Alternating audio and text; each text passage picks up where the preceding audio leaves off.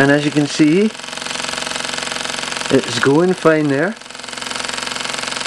thought I'd give her a run before I did the old Sandman stuff on it, and it's very, very smooth.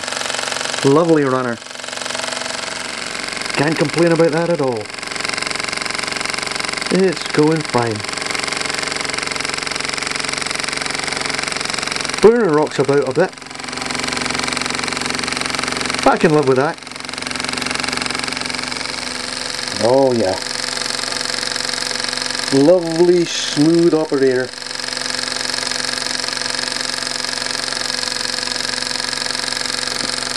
I think I've got a good buy here, guys.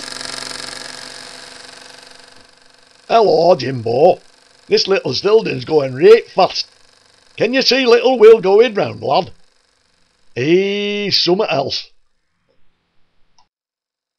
And after it primed a little bit, I think I had it a wee bit too full, but it's going like a champion now.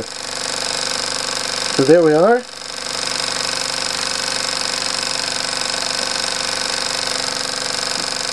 Before it gets cleaned up. And another shot there.